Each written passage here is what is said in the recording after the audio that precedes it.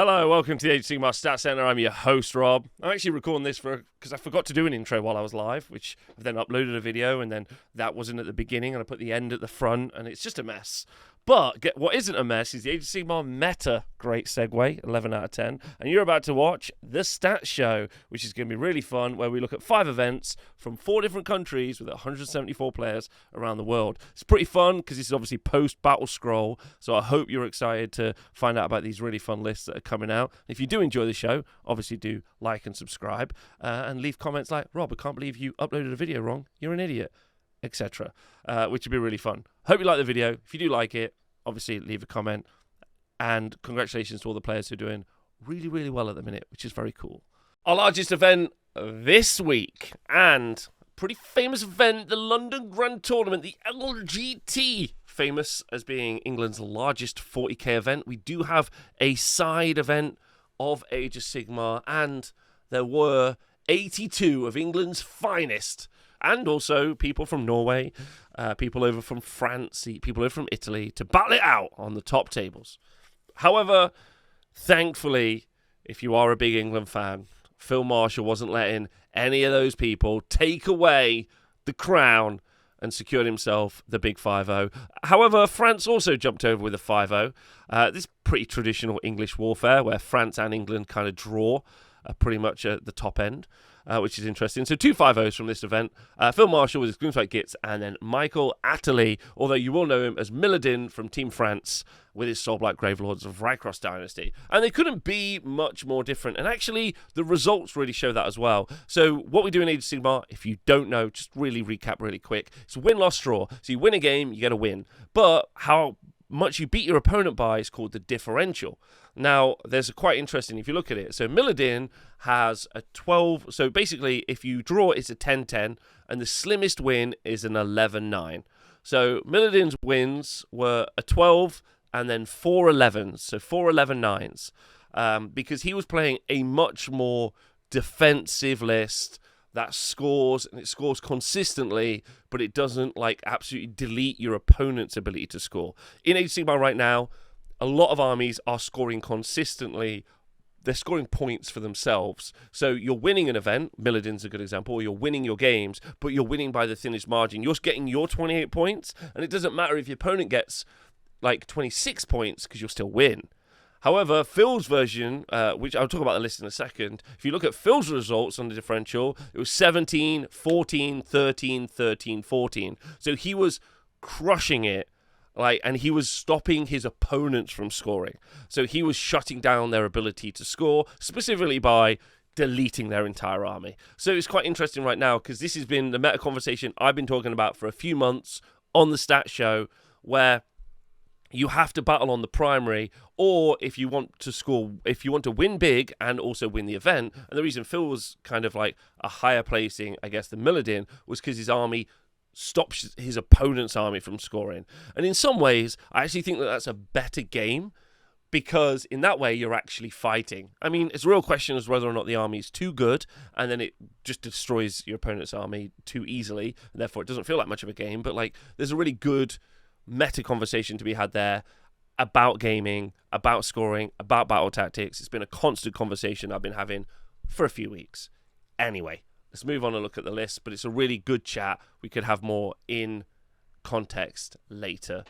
Okay, good. Right, so let's look at Phil's list. Now, Phil's in the chat right now. Lucky to have Phil in the chat. Lucky to consider Phil friend. Great person. Before we talk about this, Gloomspite Gitz are definitely a very good army, and I have ranked them in the S tier of armies, along with Khorne, along with Seraphon, and along with, who was the other army I put in there? I forgot. Soulblight Gravelords, yes, which was the other 5-0.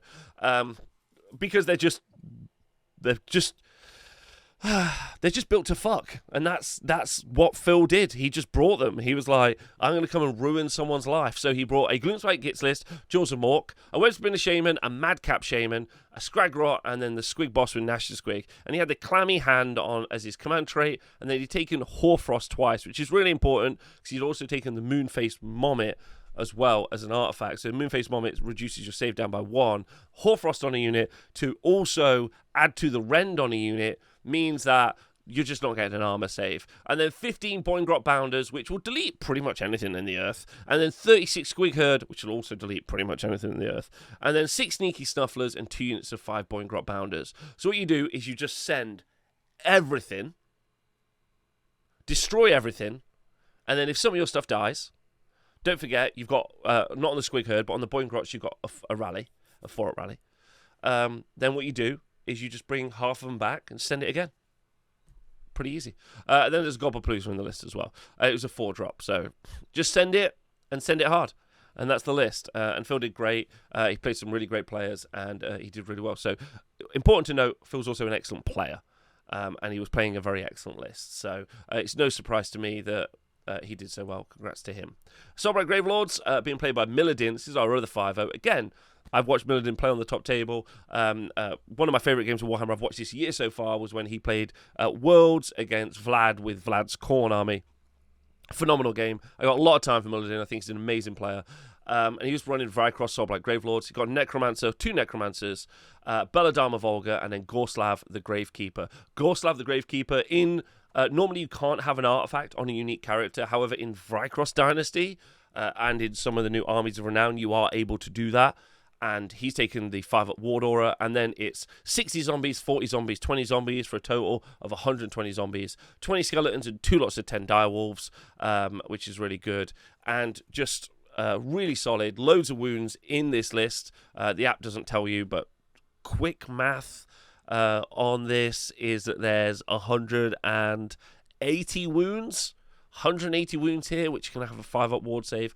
Obviously, those slain units can also be returned. Also, you can add another unit into this army as well. Scores battle tactics pretty well, and then obviously does the primary very, very well. But 206 wounds, thanks Hazel in the chat for working out for me. 206 wounds with a 5-up ward save. And then the thing you got to remember is you're going to bring those units back at half strength when they die. So effectively, 206 wounds means it's actually... you add another 103 wounds on or something silly. It's not quite that, but it's like that. And it just holds the objectives really, really well. Great list. Continues to be an S-tier build, played by an excellent player. But important to remember that differential in the win. Because that's a good thing to note. Yeah, Milladin was winning very, very finite. Like, his score was very low. And that mainly is because he can't really reach out and affect the enemy army. You maybe would see something like that with like a double dragon list, where it definitely could affect the opponent's army more, but it doesn't have a more guaranteed path to victory like this, which is important. So massive congratulations to both those two players. Wonderful people. Hope they had a great time. Are only 4 and a draw. Just so close to the 5-0 bracket. The 4 and the draw is the lovely Brent Evans from Corrupted Dice. I hear he likes long romantic walks along the river in London, and an occasional pea latte. He was running Courage Overlords in Barak Urbaz. He had an Aether Chemist, an Aether Navigator, an Arcanaut Admiral. Then he had 15 Grunstruck Thunderers, 2 lots of 10 Arcanaut Company, and then an Arcanaut Ironclad.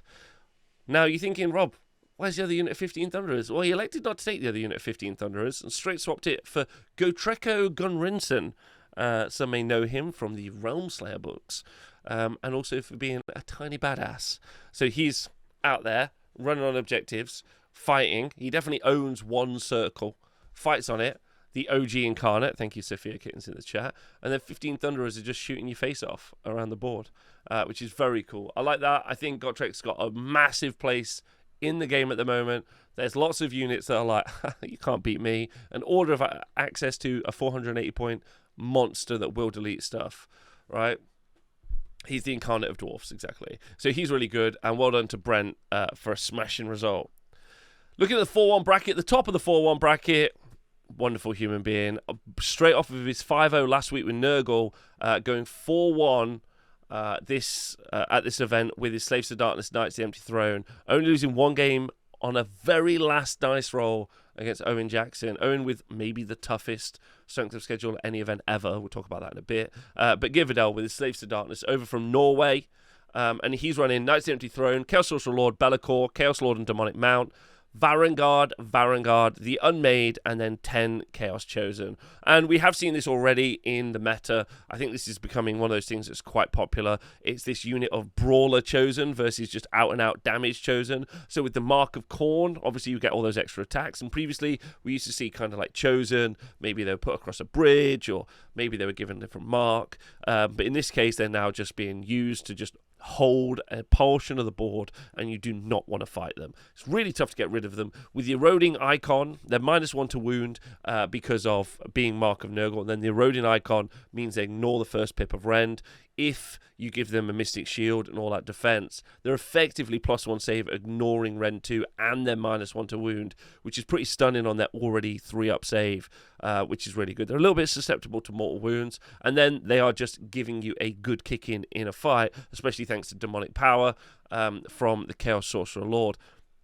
Then you've got the Varangard, which obviously with the Mark of Khorne in a unit of 3 and a unit of 6. And so you've just got Hammer and Anvil. Just the Hammer is those Varangard, and the Anvil are those Chosen. It's great to see it. It's super cool. And then Be'lakor. So you go in, and then Be'lakor shuts down one of the other major threats, and then some of the Hammers go in, and then it all just kind of becomes really, really fun. So love that. Love that. That's very good. Love that. So then we have a Geometric list, which is quite interesting. And this has got a Cenari Caligrave, Avlanor, and the Light of Altharion. And then 5 Stone Guard, 10 Wardens, and 5 Dawn Riders. And then 4 Starshard Ballistas and an Alarith Spirit of the Mountain. Now, don't forget, since the recent FAQ update, both Avlanor and the Alarith Spirit of the Mountain are ignoring Rend. Well, they're reducing your Rend by 2. Which, obviously, with things like All Out Defense, Mystic Shield, and also Finest Hour, obviously you can't do that on the Spirit of the Mountain, but you can do that on Avlanor. That means that they are very tough to get rid of. Very tough. And then you've got things like the Stone Guard, who are ignoring that as well. And you've got a lot of long-range shooting in the Ballistas as well. It's one of the things that, actually, if you do look at the Lumineth book, it can be fairly slow, unless you are at the back of the board just gunning stuff down and making your opponent have to come to you as well. So those Ballistas are coming in at very, very cheap 120 at the moment. And then the Light of Altharion obviously picked up massive popularity since its tournament-winning performance at the World Championships earlier in the year. So it's just good to see that. Really, really good. Really, really good. And then finally, Hazel in the chat, with her 4-1 Sharks, straight off a 5-0 victory with the Sharks. She's run Idoneth Deepkin with an Ishran Tidecaster. This is all on the Futh 1 subfaction, and a Knight Incanter, and then 9 count if you've got nothing to do, Alapexes. So 9 Sharks, 1 Turtle in the list. She's named all of the units, making it narrative and cool, which we like. So no one can say she's not a narrative Warhammer player, but only hitting the 4-1 spot on a hilariously losing the first game. So her Idoneth Deepkin army was a submarine. That's just great. The other 4-1s, we have Benjamin Fluda, again over from Norway, running Ossiarch Bone Reapers, Null Myriad, Catacross Bone Shaper, Soul Mason, 30 Mortek Guard, 6 Immortus Guard, 5 Death Riders, and a Gothazar Harvester. And if this list seems similar, it's a list that went 5-0 in Norway last week. Incredibly difficult to deal with. We've already talked about Mortek Guard being a pivot away from 2 units, 6 Immortus Guard. There's a unit of 6 still in there as well. You get all that healing and recursion into the Mortek Guard, so they're very, very popular and they're very active. So that's brilliant. Then we've got Davy Sabo. Now, Davy Sabo is apparently a Belgian over from Belgium, and he was running Stormcast Eternals, Hammers of Sigmar, and I do not know what this man is doing. This man is blowing my mind. He's running a Lord Arcanum on Griff Charger in 2023. A Celestant Prime, it's fine, it's a good choice. His Lord Arcanum Griff Charger, by the way, he's got Master of Magic, Mirror Shield, and then Hoarfrost as well. It's got Hoarfrost. So he took Hoarfrost, and he's then got 3 units of 2 Dracothian Guard Tempestors, right? And then 2 units of 3 Evocators on Celestial Dracolines, and 2 units of 3 Vanguard Paladors. Now, leading up to this event, apparently, he was on a 39 win streak with this list, and I do not know what to say about this. He's running MSU Stormcast, so multiple small units that you never see, like evocators on Celestial Dracolines. I've only ever seen one person in the world running Paladors. So, it's crazy. Absolutely crazy, is all I'm going to say. And I don't know how he did it. It's that simple. Davey, if you want to message me, let me know. That sounds great. Congratulations. So well done to him. And then Dan Arnold, my man, with the Stormdrake Guard list, doing a little bit of the European push it all in and murder everything. He's got Stormcast Eternals list with Astral Templars, Lord Celestian, and two Lord Castellans, who obviously given out +1 save, to the 2 units of 4 Stormdrake Guard. And then there's 2 units of Vanquishers and a unit of Vanguard Hunters for holding objectives. So it's just a ton of dragons flying across, dropping a load of fire, doing a load of combat. Everyone goes home, right? It's good, it's strong, amazing. So well done to them.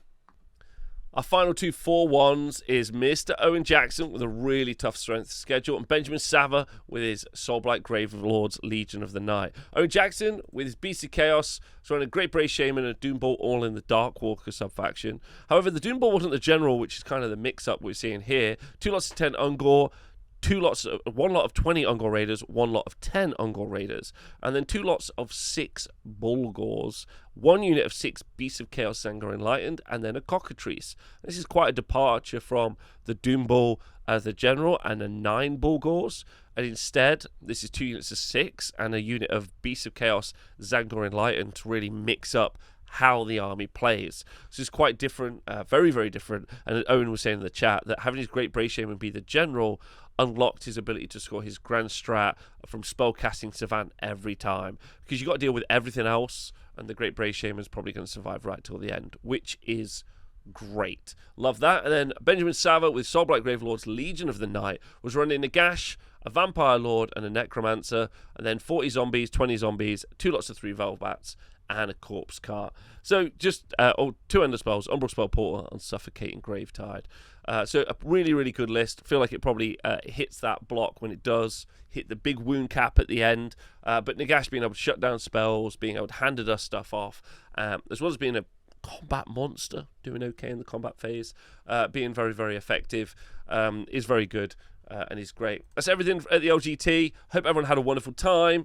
And yeah, that's it. Loads of love to everyone. Bye. Our next event is the Crucible 2023 AOS GT over in Florida, Orlando. That's just from the Book of Mormon. Great musical if you've never seen it. Organised by Carl Rower. Also, just want to take a moment to shout out Russ, who organised the LGT that was in England at the last event. I realised I didn't start the intro for that event with me introing him, so just thanks for running that event, Russ. Thanks to Carl for running this event, and everyone for running any event. It's being held in the Hilton in Orlando, Florida, and while, like, obviously it's Florida, it's nice, you know, unless you're gay, but it looks like a nice place. The Hilton, bit fancy, I think, for a Warhammer event. Whew. Anyway, you had 44 of Florida's most aggressive Warhammer players ready to battle it out here at the event, and Zachary Shin of the Weapons of Mass Intoxication won the event with his Soulblight Gravelords Vrykross Dynasty. I know you're thinking, Vrykross, oh my god, of course have the Gravekeeper, loads of zombies. Ugh. Guess what? Zachary's not taking any of your shit. Nagash in his Vrykross Soulblight Gravelords list. Vampire Lord in there as well, with Shaman of the Chilled Lands as his command trait, so he knows all the spells. Still does have the Ulfun Phylactery as well, but like we can ignore that. And then 30 skeletons, 2 lots of 10 direwolves. He's got the 8th of the Void Pendulum and the Umbral Spell Portal, so he's doing tons of mortal wounds, and he's also trying to lift big models. He's actually got quite a few ways of lifting big models. He can do Blizzard from his Vampire Lord and get rid of a big model. He can hand a dust off another big model, which is pretty good. And the 8th of the Void Pendulum is going to do loads of damage. That's cool. But then, as if Nagash wasn't enough, he's got a unit of Mimron Banshees, which is interesting. And obviously they've got a great ability to shut down enemy spells as well. So he's also got spell protection in his Nagash list, which is crazy. And then 3 Felbats in the list as well, which is great. So he went 5-0. Great shout. Great work on him. And then Chris Kennedy, get ready, from the Gulf Coast Gorillas with his Gloomspite Gitz list. You're thinking, Gloomspite Gitz, okay, Jaws of Mork. Yeah, not in this America, not in this Florida. Okay, Gloomspite Gitz Bad Snatchers. Already shocking. A Fungoid Cave Shaman, with Hand of Gork and Itchy Nuisance. A Dankhold Trog Boss, as is tradition with the Loon Skin and the Glowy Howsir. And then a Web Spinner Shaman with Rupture. And then MSU Fellwaters. So 1 unit of Fellwaters, 2 units of Rockguts, all 3s. A unit of minimum Moonclan Shooters, and he's got 2 units of those. And a unit of Moonclan Stabbers, and you're like, wow. All MSU. And then an Elguzzler Gargant, Mangler Squigs, unmounted, and the Gobblepalooza with Scuttle-Tide and the Geminids to knock it all off. So obviously, like, this is pretty good because he can do Gitz operate around their Loon Shrine, and that's where they're stronger. And being able to take the Stabbers means that you can kind of contest an objective from far enough away, because you can contest from 9, that your opponent has to get further away from the objective to fight you and contest you, which puts you in good counter-charge range. But he hasn't taken anything in here which is a big power piece. So it looks like he'll be relying on Itchy Nuisance, which is strike last on a unit, so that he can then hit it with everything all at the same time. I love that, right? I love that. That's great. What an amazing 2 lists coming out of the Crucible 2023 AOSGT. Can't wait to talk about the 4-1s. Looking at the 4-1s, we got Ryan Lavoie with his Stormcast Eternals Night Excelsior list, Benjamin Foltz with his Blades of Corn list, Jonathan Rerichter with his Soulblight Gravelords Legion of Blood list, MEP with his Stormcast Eternals Hallowed Knights, which I do rate as a 5-star list. Let's look at those lists, shall we? The Stormcast Eternals list in Stormkeep is my favourite list. It's a list I'm actually going to run next weekend. It's a Knights Excelsior list, which makes the what are they called? Annihilator's battle line. And then there's Lord Imperator with the command trait Shokanor and the artifact Arcane Tome. Then 5 Knight Velexers with Meteoric Standard. But if you do happen to just have the Banner of Apotheosis from the Dominion box, you can use that as well. That's fine. No one's ever going to mention it. Then 5 units of 3 Annihilators with shields and hammers. And then 2 units of 3 Annihilators with Meteoric Grand Hammers, and then a unit of Aether Wings. So the whole army can start in the sky. Well, not the whole army. All of the Annihilators can start in the sky. You drop 5d3 mortal wounds to everything within 6 inches of a point on the board once per battle. Then you drop everyone down, they do more mortal wounds, and then they all charge in. Great list. Absolutely love that list. I can't wait to play it this weekend. The Blades of Corn list had Scarbrand, Bloodthirster, Incessant Rage, and a Wrath of Corn Bloodthirster. That's actually really important to coalesce kind of all those major threats. Normally, we've talked about this with Corn lists. Normally, you just get the Wrath of Corn Bloodthirster and one list, or one kind of like power piece that it pushes around. Normally, it's Scarbrand. Sometimes it's 20 Blood Warriors. Sometimes it's 20 Bloodletters, stuff like that. In this case, what they've done is overloaded his threat. So you've got Scarbrand and the Bloodthirster of Incessant Rage in there as well, and then you got some Battleline Blood Reavers, some Fleshhounds. But he's also put Be'lakor in the list, which I think is quite interesting. Oh, the Unfettered is a good one. Oh yeah, okay.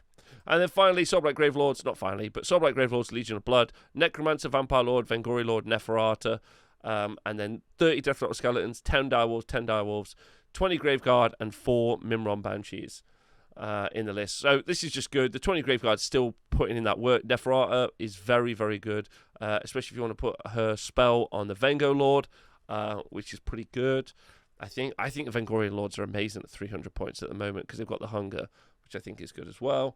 And then our Stormcast Eternals list is Gardas, Lord Imperator, 2 units of Vindicators, a unit of Liberators, and then Gotrek, and then a unit of 6 Annihilators with Shields and Hammer, and then another unit of 6 with Shields and Hammer, and then a unit of Retributors as well. Absolutely brilliant stuff. Loads of Gotrek in there, 2 units of 18 wounds on a 2-up armor save that you got to deal with while you're also dealing with Gotrek. Some Castigators in there, like no one has done that apart from that one guy took 1 million Castigators, which is amazing. So just great stuff. Looks like an amazing event. Hope everyone had a great time. Loads of love. Our next event takes us to Australia, over at Emerald Hobbies, over in Queensland. So, don't know if you want to get in. Oh, sorry about that. I was trying. Anyway, for the entertainment value. Anyway, in Queensland, great place. Emerald Hobbies, wonderful little place. Right next to Pets Domain, which is solid. And this event was organised by Emerald Hobbies, the store. They had 16 players playing at their event. 16 players playing at their event. And the winning player was Lachlan Hall with his Gloomspite Gitz army. That's right, they're back. He's got a King's Gitz army with a Dankold Trog Boss, a Madcap Shaman, another Madcap Shaman, 6 Fell Waters, 3 Fell Waters, 2 lots of 20 Moon Clans, and 6 Rot Guts. And then he had 2 units of 5 Loon Smash Fanatics and Spore Splatter Fanatics as well. I got to say, I'm really impressed at the moment with the Loon Smasher Fanatics. I think they're a really good option for helping stop Alpha Strikes, especially with the Moon Clan Stabbers. Just like I talked about earlier, the ability to make them hold objectives and then trade off, and then still make something like the Fanatics pop out and cause a real issue before your hammer units of Fell Waters come in is really good. I think that's a really great list. So shout out to Lachlan. And then in second place, and in a 4-1 bracket, Leon Suckling from Townsville. And he's running Sons of Behemoth. I won't hold that against him. In Breaker Tribe. He's got a Gatebreaker, another Gatebreaker, a third Gatebreaker, and a fourth Gatebreaker. And he's named all of the Gatebreakers. One of them's called Clapper of Cheeks Creek. The other one's called Disestra of Thick Boulders. The other one's called Banger of Rump Mountains. And the last one is Struggle Snuggler of Tush Hills. I think this man might love booties. That's all I'm going to say. I hope everyone over at Emerald Hobbies had a great time. Shout out to everyone in Oz. I hope you had a good time. Our last event is the North China Open. The biggest Age of Sigmar event I think we've had in China so far, being held in the, I'm going to say it wrong, but I apologize, but I'm going to try, the Taiyuan district in Shaanxi in China. So there we go. And then we have got 2 4s and a draw. 2 4s and a draw, which is really good. So we've got James Blow and Makram El Shaggy. And then James Blow was running Daughters of Cain in Xanthikai. And then Makram was running Seraphon, Fangs of Sotek. The Daughters of Cain Xanthikai list was a Slaughter Queen and Cauldron of Blood, a Shadow Queen, some Blood Sisters. I think it's 2 units of 10 Blood Sisters, a unit of Witch Elves, and then 2 units of Heart Renders and the Heart of Fury in there as well. So Marathi, Slaughter Queen and Cauldron Blood, and then some Blood Sisters to do some combat fighting, which is very cool. We talked about Daughters of Cain already when we did the tier list. I talked about how many battle tactics they can score. They've always got to fight over the primary. They battle over the primary really well by just murdering stuff, which is cool. And the Seraphon Starborn list has got Croak, Skink Starseer, Slan Starmaster, a Skink Starseer, Star Priest, and then a bunch of Skinks and a Saurus Guard, and then Chronomantic Cogs, Malevolent Maelstrom, and Suffocating Gravetide. So a classic copy and paste list of the Lords of Celestial Resonance, Space Folder Staff on the Slan. So, you know, our classic kind of like cookie cutter, not copy and paste, sorry, cookie cutter list that we get for Seraphon, which is cool. Right, that brings us to the end of the show, which is very exciting. Thanks to Rob again for putting all that info together for me. 174 players this week across Australia, China, USA, and England, which is really, really fun. What's back? Well, Gitz are back, I guess, but that's important to talk about. Gitz are back, but I did already say in the tier list, and I'm sure I've shown you guys this already, shown in the tier list, I think Gitz are up there in that S category. They're up there with Soulblight Gravelord, Seraphon, and Khorne, all of whom have taken out our top spots over the week so far as well. It's interesting, kind of that ongoing meta conversation we've had about battle tactics being pretty much confirmed by armies that can do well. So they're scoring all their battle tactics and their grand strategy, so now it's all about fighting on the primary. I thought it might be about denying the primary. I really enjoy that Phil and a couple of other people's solution this week is just to murder everyone on the primary. Therefore, you can't score if you don't have models. That's a really interesting kind of place for us to go. That puts us in an aggro meta. Aggro metas are normally low drops and lots of output. We have been in a bit of a DPT meta, so a damage per turn meta, with things like zombies and also things like OCR Bone Reapers, where they're like, can you do enough damage? Which I think is fun. So that's been going on. And now we're in this new aggressive meta. Or we might be. This is only this week's results. Every week's results change week to week. So like it's just an ongoing conversation. We're just working out what's been happening. There we go. Hope you've enjoyed the video. Hope you've enjoyed the meta-analysis that I do every week. Next week's stat show will be late because I'll be traveling back from the USA. But I will be playing Warhammer this weekend. Even if it's just a game, I'll either be streaming some Warhammer or playing some Warhammer. One of those things. But I'm going to be having a wonderful time. Which is what Warhammer is. I hope everyone who had an event or ran an event had a great time. And any future events are going to go well. Thanks for hanging out. Thanks for being honest, Wargamer.